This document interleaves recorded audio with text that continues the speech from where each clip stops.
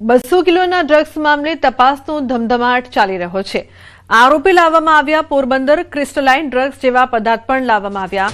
પોરબંદર આરોપીને Porbandar SOG office ખાતે લાવવામાં આવ્યા તો 203 કિલો ક્રિસ્ટલાઇન ડ્રગ્સ સાથે બે ઈરાની શખ્સોની ધરપકડ કરવામાં આવી છે। આઈએમબીએલ નજીકથી ઝડપાયું છે શંકાસ્પદ ડ્રગ્સ। ગુજરાત એટીએસ અને કોસ્ટગાર્ડનું મોટું ઓપરેશન સામે આવ્યું છે। અરબી સમુદ્રમાંથી ફરી એકવાર ડ્રગ્સનો જથ્થો ઝડપાયો છે તો 200 કિલોથી વધુનો જથ્થો ઝડપાયો છે। ઈરાનથી બે શખ્સ ડ્રગ્સનો જથ્થો લાવતા હતા। પંજાબમાં ડ્રગ્સની ડિલિવરી કરવાની હતી। સ્પીડ બોટમાં ઈરાનથી ડ્રગ્સ લઈ આવ્યા। પંજાબથી કોઈ વ્યક્તિ ડિલિવરી લેવાનો હતો। પોરબંદર જેટી ખાતે ડ્રગ્સનો જથ્થો લાવવામાં આવ્યો હતો। 203 પેકેટ્સ મળ્યા છે। સફેદ કલરનો પાવડર છે। એફએસએલમાં મોકલવાની કામગીરી શરૂ છે। બંને પાસેથી ફોન પણ મળી આવ્યા છે। 8-10 કલાક સુધી રાહ જોયા બાદ ઓપરેશન પાર પડ્યું। અબ્દુલ મજીદ અને અબ્દુલ સત્તાર નામના બે આરોપી પકડાયા છે તો 140 નોટી માઇલ કાપીને 8 કલાકની વોચ બાદ ઓપરેશન પાર પાડ્યું છે। આ પર્ટિક્યુલર કેસમાં સરપ્રાઇઝિંગ આ છે કે જનરલી આપણા કેસીસમાં બહુ રેર હોય છે કે બહુ સ્પીડ બોટ ઈરાનથી અહીંયા સુધી આવતી હોય। જનરલી એક મોટી બોટ આવતી હોય છે, એમાં એ સિમ્પલ ઇન્જિન લગાવીને બહુ સ્પીડથી એ લોકો ચાલી શકે। બોટની સાઇઝ ઓછી હોય, નાની હોય છે અને એમાં ઓબીએમ જે ઇન્જિન હોય બહાર લાગતો હોય, જેનાથી બહુ તરત જ બહુ તેજ સ્પીડ પકડી લે છે। એના પાસેથી જ્યારે એની ચેકિંગ કરવામાં આવેલી તો 203 પેકેટ મળ્યા છે। 203 પેકેટમાં જે કેમિકલ છે એક વ્હાઇટ કલરનો પાવડર જેવો છે, જેને હાલમાં જસ્ટ બોટ અમારી જેટી ઉપર આવી છે, એનો એનાલિસિસ ચાલુ છે। એફએસએલ ત્યાં પહોંચી ગઈ છે। પ્રાઇમા ફેસી જે છે કે જે આપણો હિરોઈનનો અને જે ટ્રેડિશનલ જે ડ્રગ કિટ છે એની અંદર એ કેમિકલ ડિટેક્ટ નથી થઈ રહ્યો, તો એને આગળ જે એફએસએલમાં મોકલવાની કામગીરી ચાલુ છે। તો આરોપીને લાવવામાં આવ્યા છે પોરબંદર। ઉલ્લેખનીય છે કે મોટી સફળતા હાંસલ થઈ છે ડ્રગ્સનું આ ઓપરેશન। પંજાબમાં ડ્રગ્સની ડિલિવરી કરવાની હતી તેવું પણ સામે આવ્યું છે। તો એટીએસ અને કોસ્ટગાર્ડનું આ મોટું ઓપરેશન છે કે જેમાં મોટી સફળતા હાંસલ થઈ છે। અરબી સમુદ્રમાંથી ડ્રગ્સનો જથ્થો ઝડપાયો છે તો અંદાજે 200 કિલો ડ્રગ્સ હોવાની માહિતી સામે આવી રહી છે। પૂછપરછમાં અન્ય પણ કેટલાક ખુલાસા થશે। ઈરાનથી બે શખ્સ જથ્થો લાવતા હતા તેવી પણ માહિતી સામે આવી। પહેલી નજરે ઉત્તર પ્રદેશના પ્રયાગરાજના રેલવે સ્ટેશન પર ચા વેચતો આ વ્યક્તિ તમને ચાનો વેપારી લાગશે। ચા પીતા બે વ્યક્તિ તમને મુસાફર કે સ્થાનિક લાગશે, પરંતુ ન તો ચાના વેપારી છે ન તો કોઈ મુસાફર, ન તો ફિલ્મનું શૂટિંગ ચાલી રહ્યું છે। આ તો છે સુરત પોલીસ। જી હા, 21 વર્ષ પહેલા હથિયાર સાથે હુમલો કરી ફરાર થયેલા આરોપીને પકડવા માટે પોલીસ છેક ઉત્તર પ્રદેશના પ્રયાગરાજ પહોંચી અને રેલવે સ્ટેશન પર વેશપલટો કરીને ચાવાળા બનીને આરોપીઓને ફિલ્મી ઢબે દબોચી લીધા હતા। આ બંને આરોપીઓ વિરુદ્ધ વર્ષ 2005માં જ્યારે વરાછા પોલીસ સ્ટેશનમાં હથિયાર અને મારામારીનો ગુનો નોંધાયો હતો ત્યારે આ બંને આરોપીઓ વિનોબાનગર ઝૂંપડપટ્ટીમાં રહેતા હતા। ગુનો આચર્યા બાદ તેઓ રિક્ષા અને ગન મૂકીને વતનમાં નાસી ગયા હતા। સમય જતાં મહાનગરપાલિકા દ્વારા આ ઝૂંપડપટ્ટી તોડી પાડવામાં આવી હતી। આ ડિમોલિશનના કારણે પોલીસ પાસે આરોપીઓના વતન કે તેમના સંબંધીઓ વિશે માહિતી મેળવવાનો કોઈ રસ્તો બચ્યો ન હતો, જેના કારણે આ કેસ 21 વર્ષ સુધી વણ ઉકેલાયો રહ્યો હતો। પરંતુ પોલીસે મહેનત ન છોડી અને અહીં રહેતા લોકોનો સંપર્ક કરીને ફરાર થઈ ગયેલા આરોપીઓનું પગેરું શોધી કાઢ્યું। યુપીના પ્રયાગરાજમાં હોવાની માહિતી મળતા પોલીસ માટે આ ચોર પોલીસની રમત જેવું હતું। બાદમાં ટેકનિકલ સર્વેલન્સની મદદથી તેમનું ચોક્કસ લોકેશન પ્રયાગરાજના અત્તર સુઈયા પાસે હોવાનું ટ્રેસ કરવામાં આવ્યું, જેથી પોલીસે આરોપીઓને પકડવા માટે ચાવાળાનો વેશ ધારણ કર્યો। હેડ કોન્સ્ટેબલ લાલભાઈ પોતે ચાવાળા બની ગયા હતા અને કોન્સ્ટેબલ સમજીભાઈ લારી પર વોચ ગોઠવી હતી। હેડ કોન્સ્ટેબલ રાકેશભાઈ ચાની સ્ટોલ પર ગ્રાહક બનીને કલાકો સુધી બેસી રહ્યા હતા। બાદમાં તક મળતા જ તેમને દબોચી લેવાયા હતા। તપાસમાં બહાર આવ્યું કે પકડાયેલ આરોપી સંતોષ યાદવ પ્રયાગરાજમાં ઈંડા અને ચાની લારી ચલાવીને સામાન્ય માણસ જેવું જીવન જીવતો હતો, જ્યારે બીજો આરોપી શિવ યાદવ ગેરેજ ચલાવતો હતો। અલગ અલગ શહેરમાં છુપાઈને રહેતા હતા।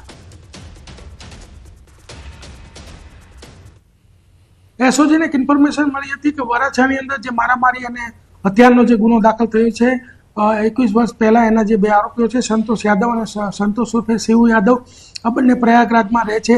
અગાઉ પણ ઘણી ટીમોએ પ્રયત્ન કર્યો હતો, પણ આ લોકો ત્યાં મળી આવેલા ન હતા। એસઓજીની ટીમ ત્યાં ગઈ, અલગ અલગ વેશ ધારણ કરીને રહી અને છેવટે જે છે આ બંને આરોપીઓ છે ત્યાંથી પકડી લઈ। આ ગુનો એવો હતો કે અશ્વિની કુમાર ગૌશાળા સર્કલ પાસે ત્યાં ઝઘડો થયો હતો અને જે તે વખતે પિસ્ટલ રિક્ષા બધું મૂકીને આ લોકો જતા રહ્યા હતા। પછી અલગ અલગ રીતે વેશ બદલીને રહેતા હતા, પરંતુ એસઓની ટીમને આ લોકોને ઝડપી પાડવામાં સફળતા મળી છે. સુરતના કતારગામમાં ટ્રાફિક પોલીસ પર યુવકને મારવાનો આક્ષેપ છે. મોબાઈલમાં શૂટિંગ કરવાની શંકા રાખી પોલીસ કર્મીઓએ માર માર્યો.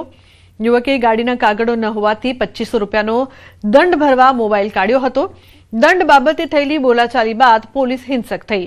મારામારીમાં યુવકની તબિયત લથડતા પરિવારમાં રોષ છે. સ્થાનિક પોલીસે ફરિયાદ નોંધવામાં વિલંબ કર્યો હોવાનો પણ આરોપ લગાવ્યો છે. તો ન્યાય માટે પરિવાર અને સમાજના લોકો કમિશનર કચેરી પહોંચ્યા. જવાબદાર પોલીસ કર્મચારીઓ સામે તાત્કાલિક કડક કાર્યવાહીની માંગ કરી છે.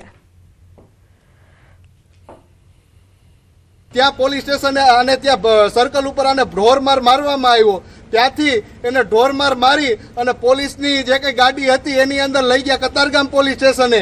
એ કતારગામ પોલીસ સ્ટેશને જઈ અને બેફામ ગાળો દેવામાં આવી. 100 નંબર કે 112 નંબર કે કોઈ કંટ્રોલ રૂમની અંદરથી ખાલી આની જાણ લેવા માટે પણ નથી આવતું. અમારી અને આ ભાઈની માંગણી એવી છે કે આને મારનારા જે કંઈ પોલીસ અધિકારીઓ હતા, જે કંઈ કોન્સ્ટેબલો હતા, એ બધાને સસ્પેન્ડ કરો અને જ્યાં સુધી કમિશનર સાહેબ અમને નહીં મળે ત્યાં સુધી અમે અહીંયા અનશન ઉપર બેઠા છે, ધરણા ઉપર બેઠા છે. પાટણમાં અસામાજિક તત્વો બેફામ બન્યા છે. જિલ્લા કોર્ટમાં ધોળા દિવસે તીક્ષ્ણ હથિયાર વડે હુમલો કર્યો. કોર્ટમાં આવેલ વકીલ રૂમમાં ઘૂસી અજાણ્યા શખ્સે ધારિયા વડે હુમલો કર્યો હતો. સદનસીબે આ ઘટનામાં કોઈ જાનહાનિ નહીં. અજાણ્યા શખ્સને પોલીસ લઈ ગઈ પોલીસ મથકે. ઘટના બાદ કોર્ટની સિક્યોરિટી પર સવાલ ઉઠ્યા છે. આ ઘટનાને લઈને વકીલોમાં રોષ છે. વકીલો હડતાળ પર ઉતર્યા છે. ઘટનાના સીસીટીવી કેમેરાની કોર્ટ સમક્ષ કરી માંગ.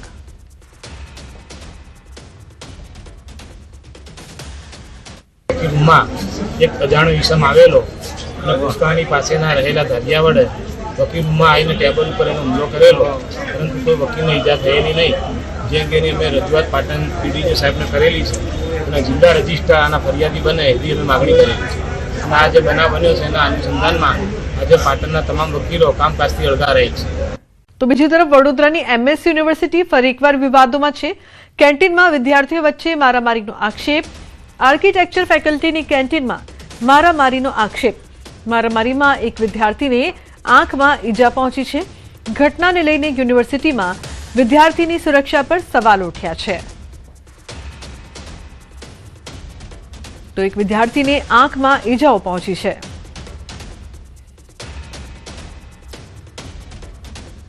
हम लोग कुछ पर्सनल रिलेटेड प्रॉब्लम से बात करने के लिए सिर्फ आए थे, तो वो लोग भी बात करने के लिए ही आए थे, बट वो लोग पता नहीं किस बात को लेके हम पे चार्जअप कर दिए. मेरे दोस्त को भी मारा, मेरे को भी मारा है और बेमतलब का 3 से 4 लोग हमारे साथ हम लोग के आसपास घुसे हैं.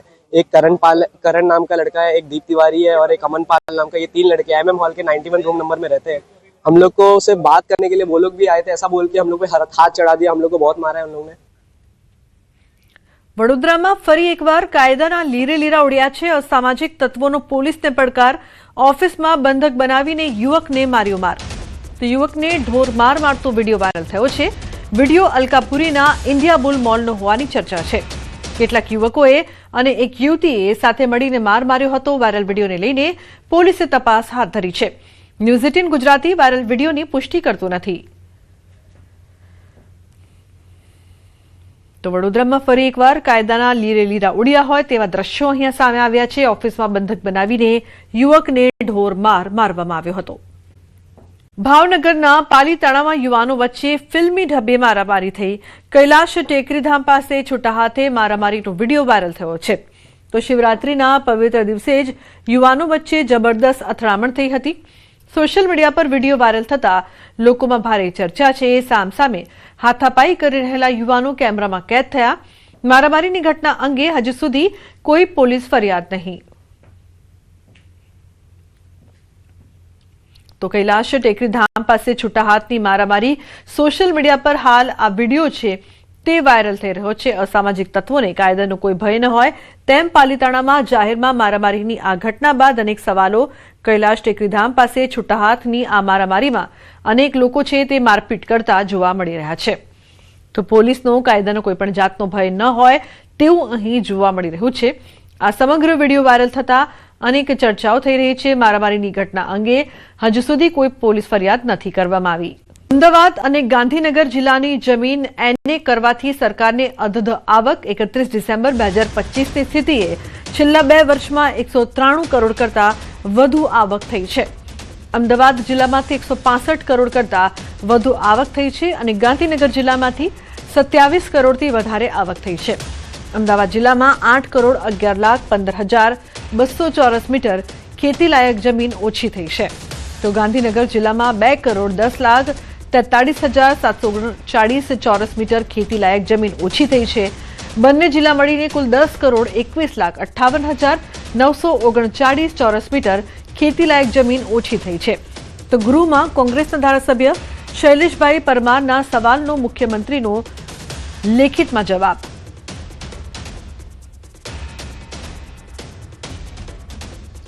ગુજરાત વિધાનસભામાં દુકાન અને સંસ્થા સુધારા વિધેયક પસાર. હવે 20થી વધુ કામદારો ધરાવતી સંસ્થાઓને કાયદો લાગુ થશે. દૈનિક કામના કલાકો 9થી વધારીને 10 કલાક કરાયા. 3 મહિનામાં ઓવરટાઈમ મર્યાદા 125થી વધારીને 144 કલાક કરાઈ છે. તો મહિલાઓની સુરક્ષા સાથે રાત્રિ પાળીમાં કામ કરવાની મંજૂરી. નાના વેપારીઓ અને સ્ટાર્ટઅપ્સને આ સુધારાથી વેગ મળશે. કામના સ્થળે મહિલાઓની સુરક્ષા માટે કડક જોગવાઈઓ કરાઈ. આધુનિક સમયની માંગ મુજબ ઇઝ ઓફ ડુઇંગ બિઝનેસ માટે આશીર્વાદરૂપ રહેશે. સ્થાનિક સ્વરાજની ચૂંટણીનો માર્ગ મોકળો થયો છે. ગુજરાતમાં એસઆઈઆરની કામગીરી બાદ આખરી મતદાર યાદી પ્રસિદ્ધ. રાજ્યમાં હવે કુલ 4.40 કરોડ મતદારો નોંધાયા છે. મુસદ્દા યાદી બાદ કુલ 5.60 લાખ નવા મતદારો ઉમેરાયા છે. 3.5 મહિનાની કામગીરી બાદ ચૂંટણી પંચે યાદી જાહેર કરી છે. તો 50,963 બીએલઓ દ્વારા ઘરે ઘરે જઈને મેપિંગ કામગીરી કરાઈ. હવે મતદાર યાદીમાં નાગરિકોના નવા અદ્યતન ફોટોગ્રાફ્સ દેખાશે. રાજકીય પક્ષોને ફોટાવાળી આખરી મતદાર યાદીની નકલો અપાઈ છે. યાદીમાંથી બાકાત રહી ગયેલા નાગરિકો હજુ પણ ફોર્મ ભરી શકશે. બારડોલી પાસિંગની રિક્ષામાં જોખમી સવારી. પોલીસ કમિશનર કચેરી પાસેથી જ રિક્ષા બિંદાસ પસાર થઈ. ક્ષમતા કરતાં વધુ મુસાફરો ભરી રિક્ષા ચાલકે ઉડાવ્યા નિયમોના ધજાગરા. તો નિયમોના ધજાગરા ઉડાવતી રિક્ષાનો વિડીયો સામે આવ્યો છે. કમિશનર કચેરી પાસે જ પોલીસની કામગીરી પર સવાલો. શું ટ્રાફિકના નિયમો રિક્ષા ચાલકોને લાગુ પડતા નથી? તે મોટો સવાલ ઉપસ્થિત થઈ રહ્યો છે. માં બ્રિજ પરથી રિક્ષા નદીમાં ખાબકી. ચાલકનું મોત નીપજ્યું છે. નદીના પાણીમાંથી રિક્ષા ચાલકનો મૃતદેહ મળ્યો છે. સાબરમતી બ્રિજ પરથી રિક્ષા નદીમાં ખાબકી હતી. ચિલોડાથી ગાંધીનગર તરફ આવી રહ્યો હતો રિક્ષા ચાલક. રિક્ષા ચાલક તૂટેલા કઠેડામાંથી રિક્ષા સાથે નીચે પટકાયો હતો. બ્રિજ પર સમારકામ ચાલતું હોવાથી કઠેડો તૂટેલી હાલતમાં હતો. તો ગાંધીનગર ચિલોડા હાઈવે પર રિક્ષા નદીમાં ખાબકી.